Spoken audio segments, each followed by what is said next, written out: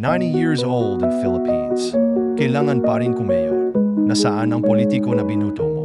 Para sa pababago, dapat ito libre na ng gobyerno lahat. Nasaan ang pera na buhis mo kadabili?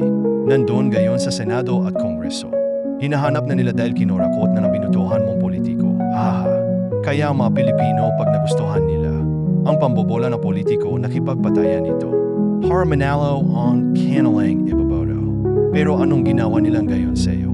Kahit mahina at ikakamatay muna maghahanap. Kaparin para kumita at mayroong makurakot ang politiko na binoboto mo. Ganyan katigas ang puso ng mga politiko Pilipino. Sa ibang bansa nagkakagulo dahil nag-agawan sila ng negosyo. Nag-competition sa oil or gas. Para mayroon sila magagamit o manegosyo. Para sa kapwa nila foreigner na mapakain nila. Pero dito sa Pilipinas baliktad ang nangyayari. Maghanap-hay ka magsikap ka. Para mayroon makurakot ang binoboto mo. Kada election, sa tingin ninyo mayroon na kayang tao na pinanganak para magtutulungan ang Pilipinas. Ganita ang buhay natin, Pilipinas pagtatanda po tayo. Tapos tayo pa ang asikasuhin kung nagpapagamot dahil mahirap, walang pambayad. Pero ilang milyon ang nakuha sa buhis ng taong ito. Mula pagkabata hanggang pagtanda. Pero wala itong mga benepisyo.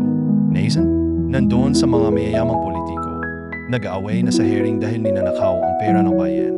Isasali pa ang taxpayer para ito ay pagtutulong-tulungan ng mga tao. Pero gagamitin ka pa rin nila kahit hindi ka nakasali sa pera na hinahanap nila. Kaya kahit sino pa politiko namin nanalo. Sa saludo wala tayo magagawa dahil election pa ito. Pero ang pagbabago sa ugali ng Pilipinas ay ikaw lang ang makakasagot sa sarili mong tanong.